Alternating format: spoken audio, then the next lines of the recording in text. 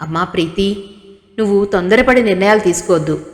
నేను అన్ని విషయాలు సరిగ్గా ఎంక్వైరీ చేస్తాను. అదేమిటో అసలు వాకపు చేద్దాం. విన్న మాటలతో మనం ఎప్పుడూ ఒక మనిషి ప్రవర్తనని నిర్ణయం చేయకూడదు. వినోద్ అలాంటివాడు కాడని నా నమ్మకం అన్నారు మహీధర్రావు గారు.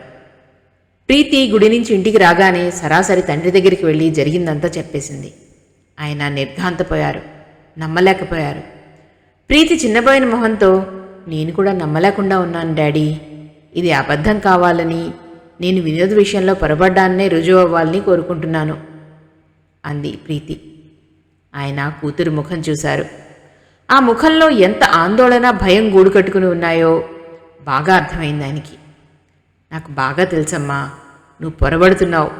అది త్వరలో రుజువు చేస్తానుగా అన్నారాయన. ప్రీతి మౌనంగా వెనక్కి తిరిగి తన గదిలోకి వెళ్ళిపోయింది. మహీధర్రావు గారు వినోద్ గురించి ఇదివరకే ఎంక్వైరీ చేశారు. కానీ ఆయన అడిగింది అతని స్నేహితుల్ని, బంధువుల్ని. అందరూ ఒకటే మాట, వినోద్ చాలా మంచివాడు అని. నేను మా అన్న కొడుకని చెప్పడం కాదు, కానీ వినోద్ చాలా మంచి పిల్లవాడు. లేకపోతే నేను ఊరుకుంటానా? ప్రీతి విషయంలో నాకు మాత్రం బాధ్యత లేదు అన్నారు అనంతసేనం గారు కూడా. ప్రీతికి కూడా అంతగా భయం వేయడం లేదు. ఎక్కడో ఏదో పొరపాటు జరిగింది. వినోద్ అలాంటివాడు కాదు. ఆ జరిగిన పొరపాటు ఏదో బయటికి వస్తే తను నిశ్చింతగా ఉంటుంది. వినోద్ని అనుమానించినందుకు తనే సిగ్గుపడుతుంది. ఇది పూర్తిగా తెలుసుకున్న తర్వాత తను దాచకుండా, అరమరికలు లేకుండా జరిగిందంతా వినోద్కి చెప్తుంది. అతను బిగ్గరగా నవ్వేస్తాడు. అతని గుండెల్లో తను దాచేసుకుంటుంది. విను, నన్ను క్షమించు అంటుంది. పిచ్చి పిల్ల, మన మధ్య క్షమాపణలేంటి? నాకు చాలా సంతోషంగా ఉంది. నువ్వు నీ అంతటి నువ్వే నా గురించి తెలుసుకున్నావు అంటాడు వినోద్. అవును, తప్పకుండా అలాగే అంటాడు. ప్రీతికి అనుమానం, భయం పోయాయి. అదృష్టవశాత్తు వినోద్ ఊర్లో లేడు. ఏదో కేసు మీద బొంబాయి వెళ్ళాడు. అతను లేకపోవడమే నయమైంది. లేకపోతే ఆ ఆవేశంలో తను అతన్నే అడిగేసి ఉండేది. అది పెద్ద స్పర్ధకి దారితీసి ఉండేది అనుకుంది ప్రీతి. ప్రీతి మధుమతి దగ్గర నుంచి సుబ్బలక్ష్మి, మీరాబాయి భజనలు ఉన్న టేప్ అడిగి తెచ్చుకుంది. మధుమతి వాటిని జాగ్రత్తగా ఇస్తూ, జాగ్రత్త సుమా, నేను ఎంతో కష్టపడి టేప్ చేశాను.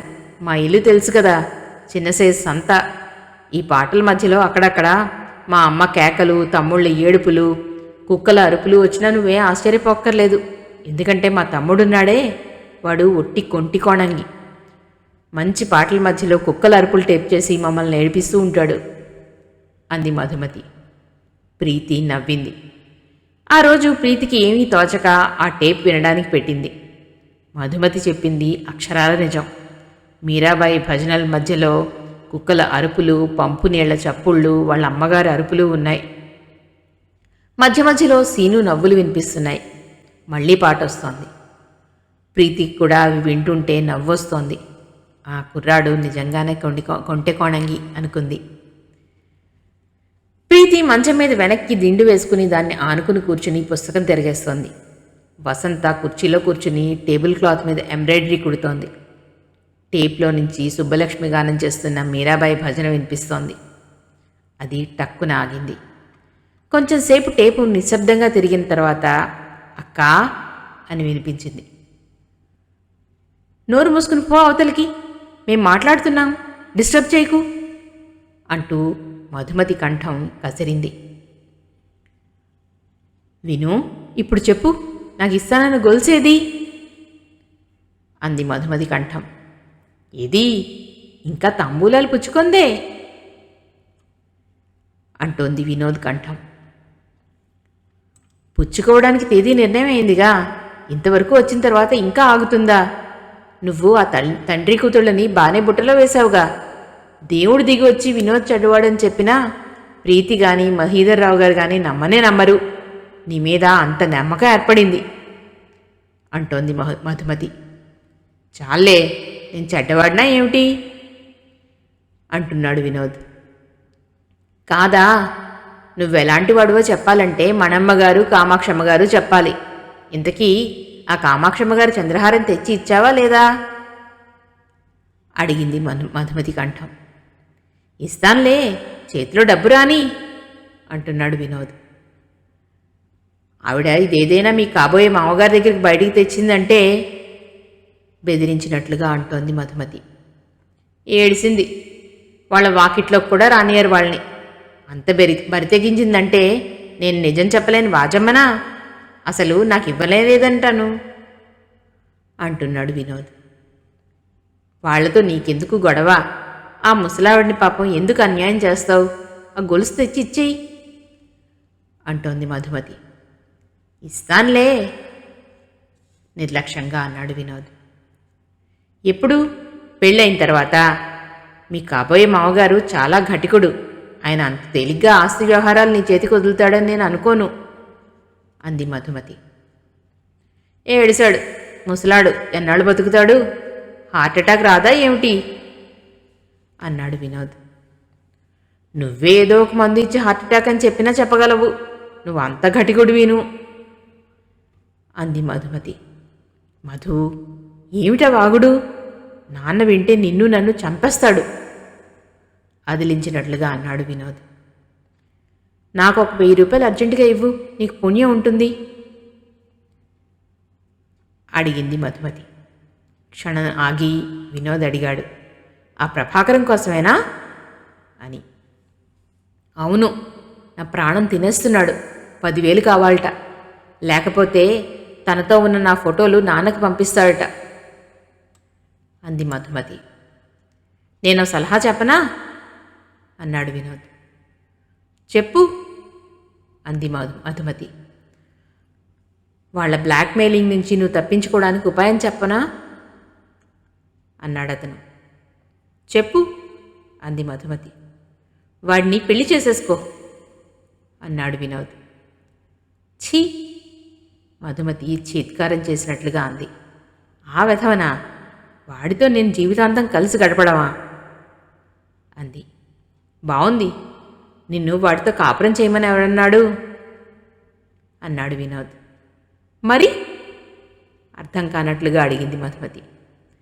పెళ్లి చేసుకోవడం, ఏదో వంకతో పోట్లాట పెట్టుకుని విడాకులు ఇచ్చేయడం, అంతే, బస్. నీకెందుకు, నేనున్నానుగా కేసు ఫైల్ చేయించడానికి అన్నాడు వినోద్. అమ్మో, నాన్నకి తెలిస్తే చంపేస్తారు అంది మధుమతి. నువ్వు భయపడితే జీవితాంతం ఈ వేదన వదలదు. నీకు వాడి పీడ, నాకు ఆ మార్గరెట్ పీడ ఈ జన్మలో వదలవు అన్నాడు వినోద్. మార్గరెట్ కనిపిస్తోందా అడిగింది మధుమతి. కనిపించడమా? దెయ్యంలా అది అసలు నన్ను వదిలితేగా. ప్రీతితో నా పెళ్లి జరిగితే వచ్చి గొడవ చేస్తానని బెదిరింపులు మొదలుపెట్టింది. ప్రీతితో నా పెళ్లి అవగానే ఏదో విధంగా తనకి 1,00,000 రూపాయలు ముట్ట చెబుతానని రాసి సంతకం చేసి ఇచ్చాను అన్నాడు వినోద్. పెళ్ళైన తర్వాత ఇమ్మని గొడవ చేస్తే అడిగింది మధుమతి. ఎవరిస్తారు? పెళ్ళైన తర్వాత దాని సంగతి వీళ్ళకి తెలిసినా నాకేం భయం లేదు. నేను నిన్న మహీధర్రావు గారి ప్లేడర్ దగ్గర ఆయన ఆస్తి వివరాలన్నీ విన్నాను. బాప్రే, మధు ఎంత డబ్బో తెలుసా? నేనే కాదు, నా పిల్లలు, నా మనవలు కూడా హాయిగా కూర్చుని తినచ్చు. నేను 10 మంది ఉంపుడు గదులను మెయింటైన్ చేయొచ్చు అన్నాడు వినోద్. చట్, నోరు మూసుకో, నాన్న వింటే పీక పిసికేస్తారు అంది మధుమతి. బాబాయికి మన సంగతి తెలియదులే, ఆయన పిచ్చిమాలోకం అన్నాడు వినోద్. విను, నువ్వు మాత్రం నాకు ఆ జన్మాంతం రుణపడి ఉండాలి సుమా అంది మధుమతి. ఎందుకు అన్నాడతను.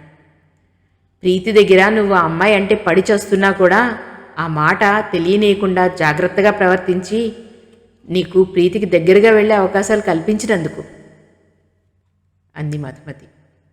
నేనేం రుణపడలేను అన్నాడు వినోద్. లేవు కోపంగా అడిగింది మధుమతి. లేను, ఎందుకంటే నువ్వు నాకు ఈ సాయం ఏమి ఊరికే చేయలేదు. అందులో నీ స్వార్థం లేదు. ప్రీతితో నా పెళ్లి జరిగితే నీకు 20,000 రూపాయలు ఇవ్వాలి అనలేదు అడిగాడు వినోద్.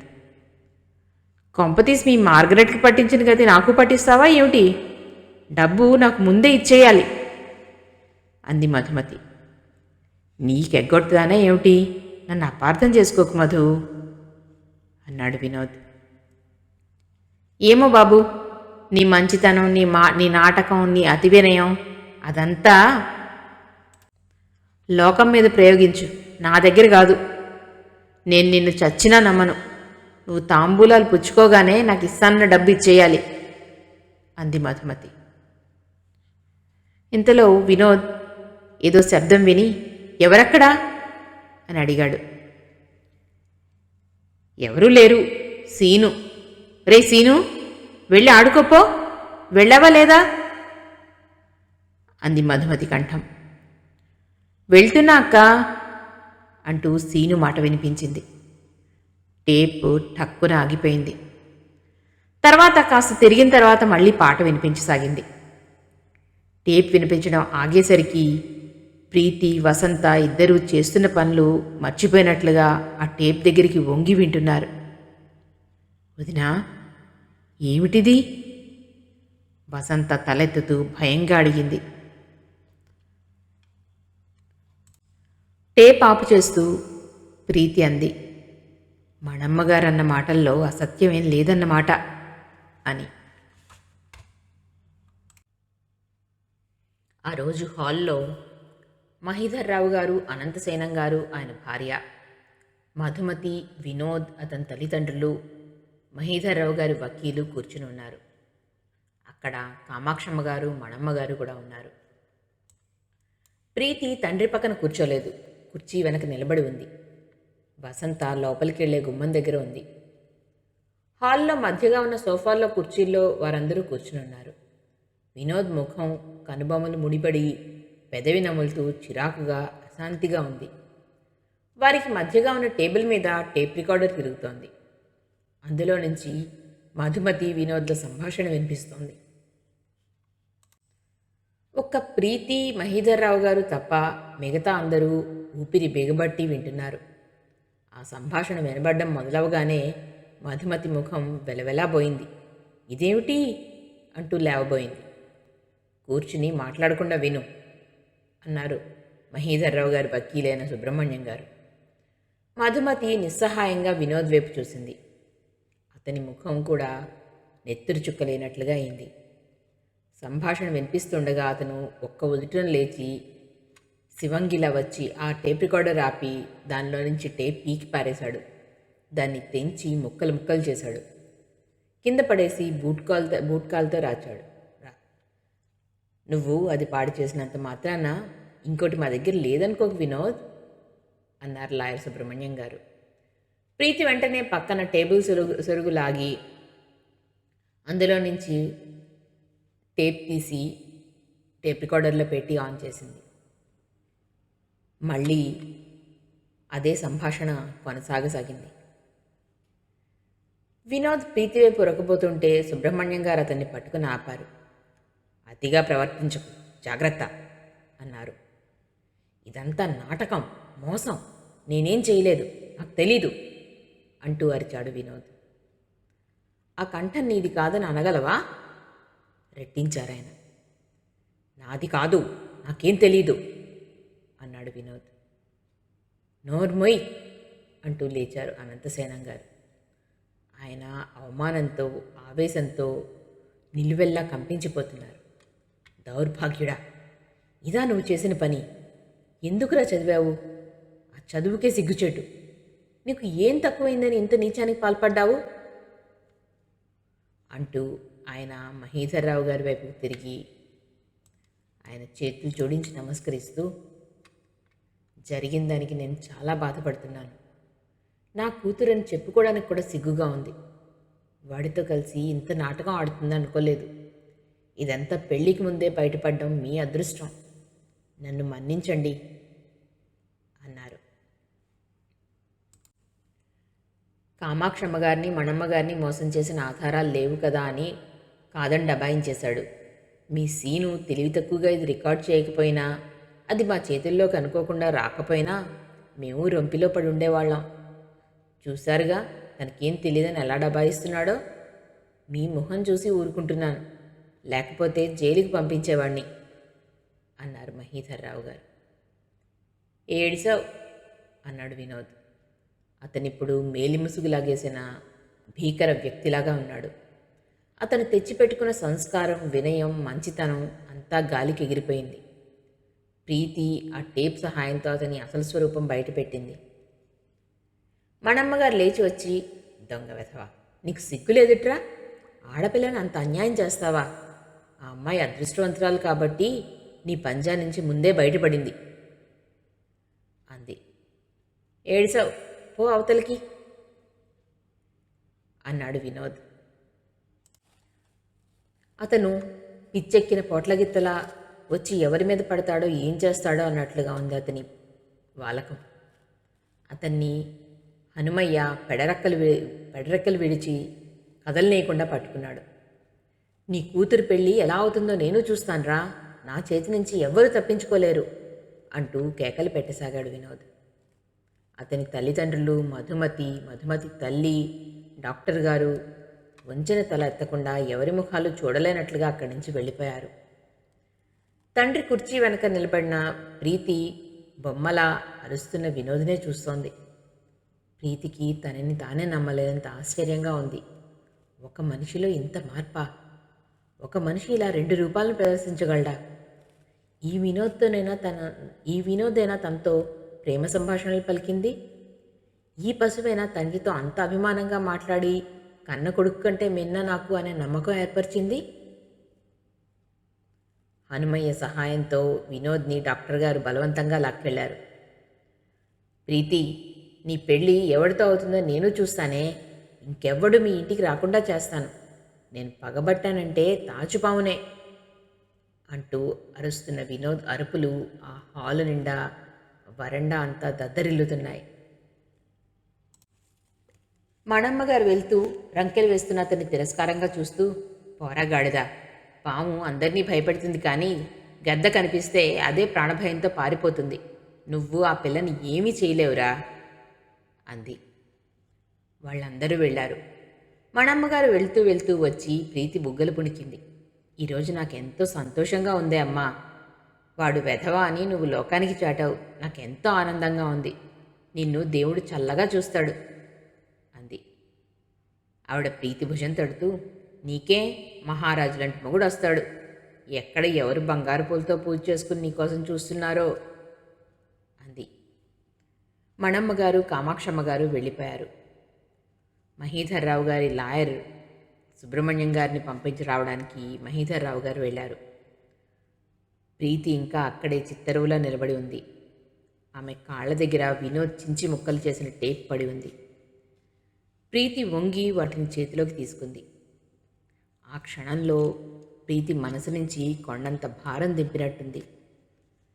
4 రోజుల క్రితం మధ్యాహ్నం వేళలో ఆ టేపులో సంభాషణ విన్నప్పటి నుంచి ప్రీతి మనసు కలిచివేయబడింది. తండ్రికి చెప్పాలా వద్దా అని ఆ రాత్రంతా మదనపడింది. చెబితే తండ్రి బాధపడతాడేమో, ఒక విధంగా తనకంటే ఆయనే తన మీద, తన పెళ్లి మీద ఆశలు పెంచుకున్నాడు అనుకుంది. ఆమెకి 2 మార్గాలు కనిపించాయి. ఒకటి, తండ్రికి చెప్పకుండా ఏదో సాకు చెప్పి వినోద్ని వదిలించుకోవడం. రెండోది, సరాసరి వెళ్ళి తండ్రికి చెప్పేయడం.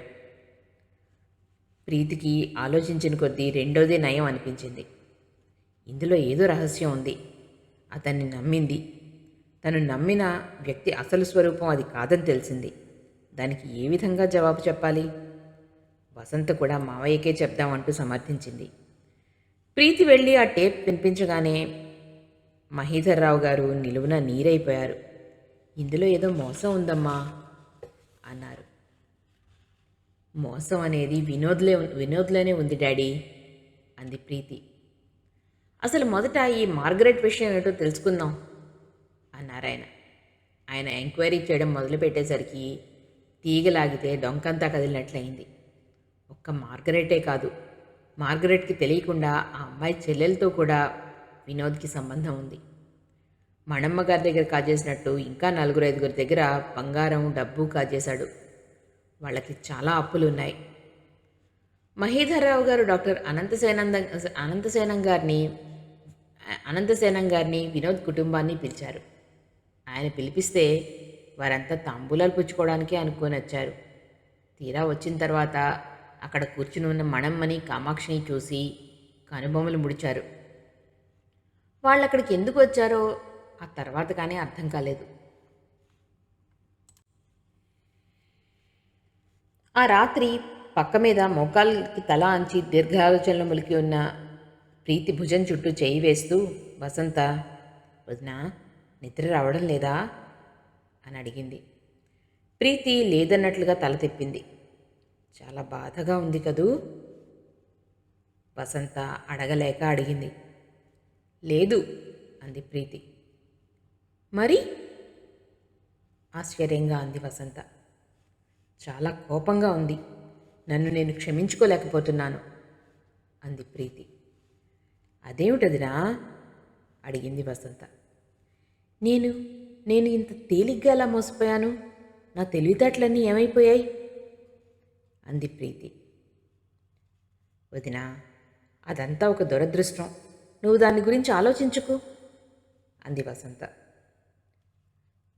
పెళ్లికి ప్రధానం కాకపోవడంతో చాలామందికి ఈ వార్త తెలియలేదు.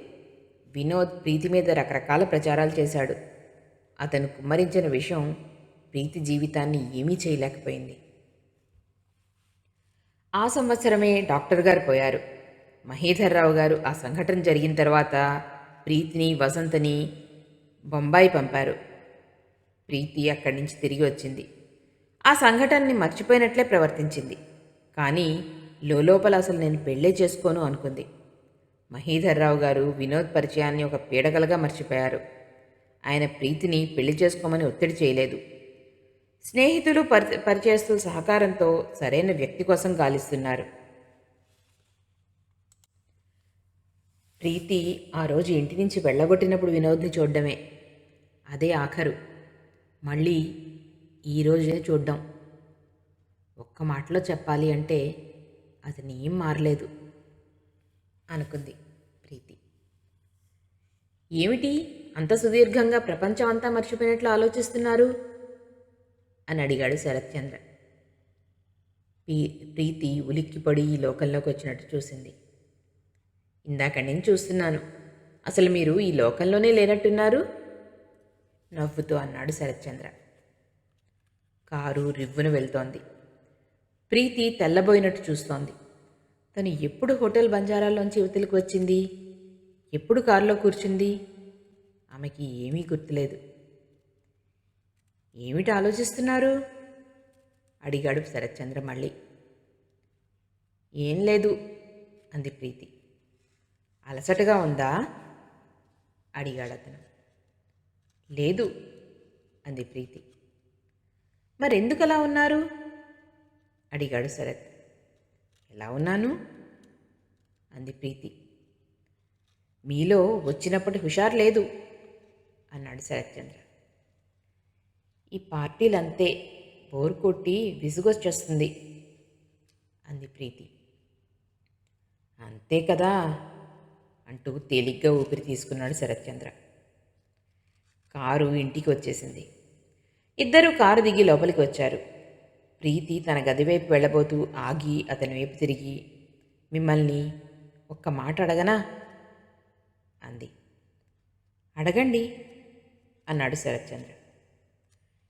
మీరు ఎవరినైనా మోసం చేశారా అని అడిగింది ప్రీతి. అతను తెల్లబోయి చూశాడు. ప్రీతి, అదేం మాట అన్నాడు. ఆహా, ఊరికే అడిగాను. పోనీ అసలు ఎవరినైనా మోసం చెయ్యాలని చూశారా అని అడిగింది ప్రీతి. లేదు అన్నాడు అతను. మీకు ఎప్పుడూ అవసరం రాలేదా అడిగింది ప్రీతి. బాగుంది. మోసం చేసేందుకు అవసరం ఏమిటి? అది ఒక అలవాటు. ఆ అలవాటు ఉన్నవారు అవసరం ఉన్నా లేకపోయినా చేస్తారు అన్నాడు శరత్చంద్ర. అంతే అంటూ వెళ్ళబోయింది ప్రీతి. ఒక్క నిమిషం అంటూ ఆపాడు శరత్చంద్ర. ప్రీతి ఆగి తిరిగి చూసింది. మీరెందుకు అలాంటి ప్రశ్న వేశారు అని అడిగాడు అతను. ఊరికే అంది ప్రీతి. అతను ప్రీతి ముఖం దీక్షగా చూశాడు. ప్రీతి, ఒక్క మాట చెప్పనా అన్నాడు. చెప్పండి అంది ప్రీతి. ఈరోజు హోటల్ బంజారాకి వెళ్ళి బేగం ఇచ్చిన పార్టీ తీసుకోవడం అనేది నా జీవితంలో మరపురాని రోజు. నాకు ఆనందం రెట్టింపైనట్లుగా ఉంది. ఎందుకో తెలుసా? అన్నాడు శరత్చంద్ర. ఎందుకు? ప్రశ్నించింది ప్రీతి. మీరు పక్కనే ఉండి నా సంతోషం పంచుకున్నారు. మీకు నా కృతజ్ఞతలు ఎలా తెలియచేయాలో తెలియడం లేదు అన్నాడు శరత్. ప్రీతి పూర్తిగా అతని వైపు తిరిగింది. మీరు ఆ మాట మనస్ఫూర్తిగా అంటున్నారా అని అడిగింది. నిజంగానే మనస్ఫూర్తిగా అంటున్నాను అన్నాడు శరత్చంద్ర. అయితే ఈ మాట మీరు ఎప్పుడూ గుర్తుంచుకోండి. ఎప్పుడూ నా దగ్గర అబద్ధాలు ఆడకండి, నటించకండి, నన్ను మోసం చేయకండి అనేసి గబగబా తన గదిలోకి వెళ్ళి తలుపు వేసేసుకుంది. శరత్చంద్ర ఒక క్షణం అక్కడే నిలబడిపోయాడు. అతనికి ప్రీతి మాటలు చురకల్లా తగిలాయి. ఎందుకలా అంది? తనేమైనా మోసం చేశాడా? ఎంత ఆలోచించినా అలాంటిదేమీ గుర్తుకు రాలేదు అతనికి. అతను ప్రీతినే అడిగి తేల్చుకోవాలని తలుపు తట్టడానికి చెయ్యెత్తాడు. కానీ అంతలోనే విరమించుకున్నాడు. తను అడిగి చెప్పి ఈ మాటల వల్ల ఏం ప్రయోజనం? ప్రీతి తనంతట తనే తెలుసుకోవాలి అనుకుని అతను వెనక్కి తిరిగి తన గదివైపు వెళ్ళిపోయాడు. పినాకపాణి గారు మద్రాసు నుంచి వచ్చారు. శరత్చంద్ర ఇంకా అక్కడే ఉండడానికి నిర్ణయమైంది. కాబట్టి అతను వేరే ఇల్లు తీసుకుని ఉంటానని అంటున్నాడని చెప్పారు. ఇల్లు చూడడం కూడా అయింది. అతను రేపే కొత్త ఇంటికి మారుతున్నాడు అన్నారాయన. శరత్చంద్ర వేరే ఉంటానన్న విషయం మాట మాత్రమైనా తనకి చెప్పనందుకు ప్రీతికి కొంచెం కష్టంగా తోచింది.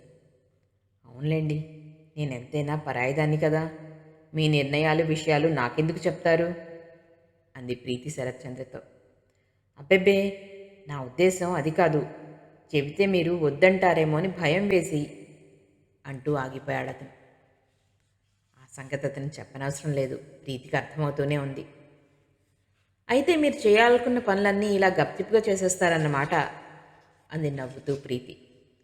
చూడండి, వేరే ఇల్లు తీసుకోవడం వల్ల నాకు లాభం ఉంది అన్నాడు శరత్. ఏమిటది అడిగింది ప్రీతి. ఎప్పుడైనా నన్ను చూడ్డానికి మీరు వస్తారనుకోండి, నా చేతులతో నేను స్వయంగా మీకు కాఫీ ఇవ్వచ్చు, నాతో భోజనం చేయమని బలవంతం చేయొచ్చు. అలా చేయడం నాకు చాలా ఇష్టం అన్నాడు శరత్చంద్ర. ప్రీతి అలాగా అన్నట్టు చూసింది. అతని మొహం చూస్తే అతను ఆ మాటలు మనస్ఫూర్తిగా అంటున్నాడని అర్థమవుతోంది. శరత్చంద్ర అర్థిస్తున్నట్లుగా అన్నాడు. మీరు నా మీద కోపం తెచ్చుకోకండి. మొదట ఈ ఊరు నేను కొద్ది రోజులు ఉండి వెళ్ళిపోదామనే వచ్చాను. తర్వాత ఇక్కడ కేసులు పెరగడంతో, అన్నీ ముఖ్యమైనవి వదల్లేనివి అవ్వడంతో పినాకపాణి గారు నన్ను ఇక్కడే ఉండిపోమని అన్నారు. నేను బాగా స్థిరపడితే ఆయనకి కూడా ఇక్కడికి వచ్చేయాలని ఉన్నట్టుంది. అందుకని వేరే ఇల్లు తీసుకోవాలనే అభిప్రాయం ఏర్పడింది. ఎందుకంటే మీరు చూస్తూనే ఉన్నారు కదా, ఎప్పుడంటే అప్పుడు ఫోన్ కాల్స్ మనుషులు వస్తూనే ఉంటారు నా కోసం. వాళ్ళని ఆపలేం. లాయర్లకి, డాక్టర్లకి టైం లిమిట్ అనేది ఉండదు. మేం పెట్టుకున్న జనం లక్ష్య పెట్టరు. 24 గంటలు వారి మనిషి అనుకుంటేనే ప్రాక్టీస్ బాగా ఉంటుంది, రాబడి బాగా వస్తుంది అన్నాడతను. సరే సరే, మీరు ఇంకేం సంజాయిషి ఇవ్వక్కర్లేదు నాకు, చెవులు మూసుకుంటూ అంది ప్రీతి. శరత్ నవ్వాడు. మీరు ఒక ఆరోపణ చేసినప్పుడు ఎదుటివారి సంజాయిషి పూర్తిగా విని తీరాలి మరి అన్నాడు. మహీధర్రావు గారు పినాకపాణి గారితో, శరత్ మా ఇంట్లో ఉండొచ్చు కదరా అంటే, వద్దురా, అతను ఇప్పటికే చాలా మొహమాట పడిపోతున్నాడు. ఎంతైనా అతనికి సొంతిల్లు అనేది ఉంటే ఆ స్వతంత్రం వేరు కదా. అయినా ఆ ఇల్లు ఎంత దూరం అని మీ ఇంటి డాబా మించి చూస్తే కనిపిస్తుందాయే అన్నారు పినాకపాణి గారు. పినాకపాణి గారి క్లయింట్ ఒక ఆయన ఇరాన్ వెళ్ళిపోతూ ఆ ఇల్లు అద్దెకిచ్చి అద్దె వసూలు చేసే బాధ్యత ఈయనకే అప్పచెప్పారు. ఆ ఇంట్లో ఉన్నవాళ్ళు ట్రాన్స్ఫర్ అయ్యి వెళ్ళిపోయారు. అందుకే పినాకపాణి గారు ఆ ఇంటిని శరత్చంద్ర కోసం తీసుకున్నారు. ఆ రోజే శరత్ ఆ ఇంటికి మారాడు. ఒక నౌకరు కుర్రవాడిని మహీధర్రావు గారే కుదిర్చారు. ప్రీతి తండ్రితో పాటు వాళ్లతో కలిసి ఆ ఇంటిని చూడ్డానికి వెళ్ళింది. ఇల్లు పెద్దదే, విశాలంగా ఉంది. డ్రాయింగ్ రూమ్, ఆఫీస్ రూమ్ ఫర్నిచర్తో సహా అలంకరించి ఉన్నాయి. పినాకపాణి గారు చెప్తే వినలేదు. ఇంత పెద్ద ఇల్లు నాకు అనవసరం, నాకు ఈ ఒక్క గది చాలు అన్నాడు ఆఫీస్ రూమ్ చూపిస్తూ శరత్చంద్ర. ఈ ఒక్క గదిలో ఎలా ఉంటారు? ఆశ్చర్యంగా అడిగింది ప్రీతి. ఇంత గదిలో కుటుంబం అంతా ఉండడం నాకు తెలుసు అన్నాడు అతను. ప్రీతి ఇంటికి వచ్చేసింది.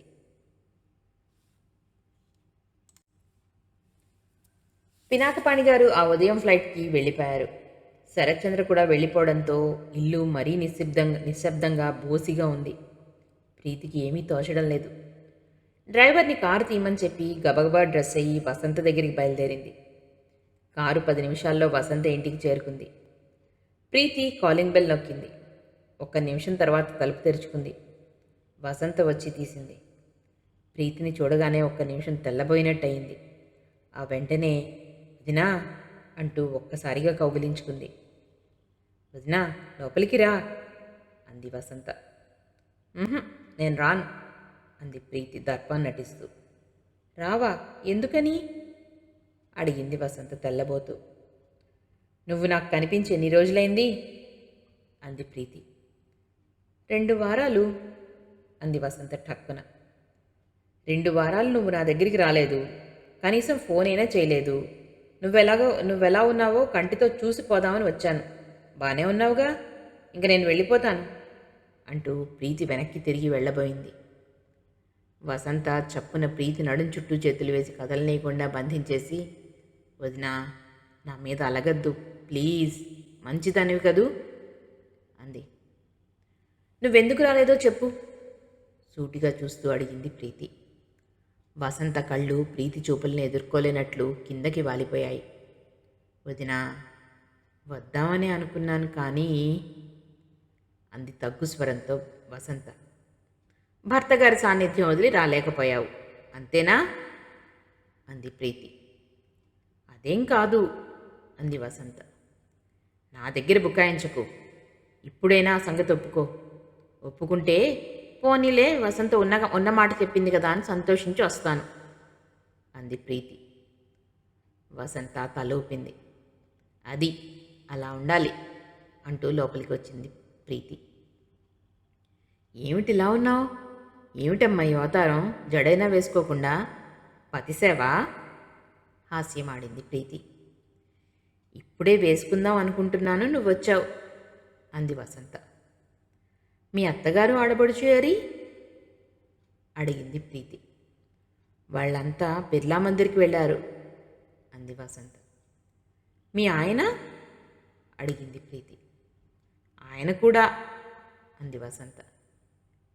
ఏమిటి నిన్నొక్కదాన్ని వదిలేశా? అసలు ఎలా వెళ్ళగలిగాడబ్బా? పాపం వెళ్ళినా చిత్తం దేవుడి మీద ఉండదు, ఇక్కడ ఉన్న భార్యామణి మీదే ఉంటుందిలే. వసు, ఇప్పుడంతా సరిగ్గా అయిపోయిందా? గొడవలేం లేవు కదా? ప్రీతి వసంత భుజం మీద చేయి వేస్తూ అంది. వసంత చూపులు నేల మీదకి వాలాయి. బాగానే ఉంది వదినా అంది తగ్గు స్వరంతో.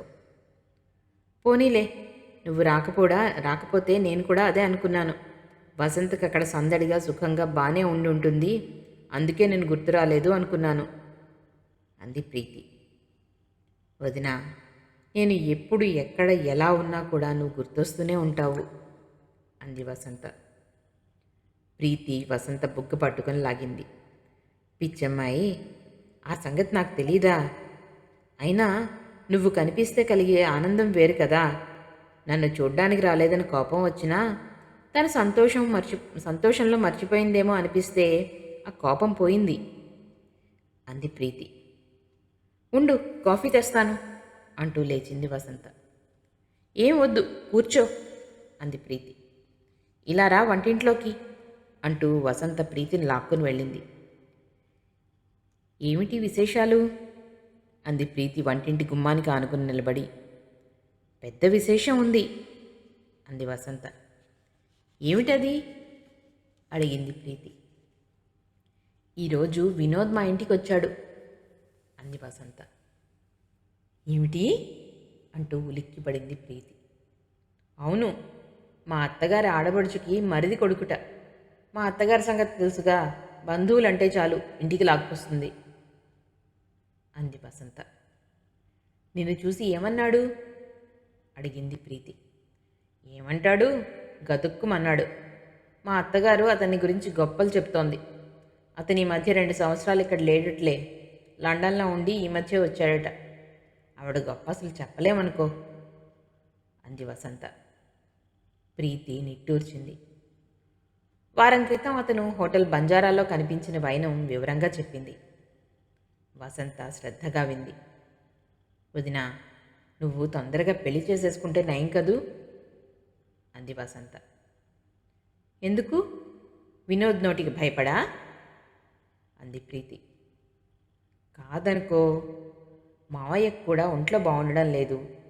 నీ పెళ్ళైతే ఆయనకి నిశ్చింత అంది వసంత. సరే, నేను సరైన పెళ్లి చేసుకోకపోతే డాడీకి ఆ నిశ్చింత అసలు ఉండనే ఉండదు కదా అంది ప్రీతి. శరత్చంద్ర ఎలా ఉన్నారు అడిగింది వసంత. బాగానే ఉన్నారు అంటూ అతను వేరే ఇల్లు తీసుకున్న సంగతి చెప్పింది ప్రీతి.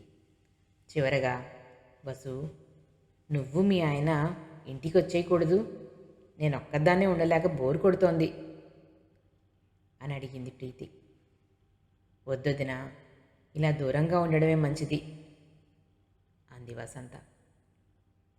నువ్వేమిటో చాలా మారిపోయావు వసు, నా దగ్గరికి వచ్చి ఉండాలంటే ఇష్టపడడం లేదు నిరాశగా నిష్ఠూరంగా అంది ప్రీతి. కాసేపు కూర్చుని ఇంటికి తిరిగి వచ్చేసింది ప్రీతి.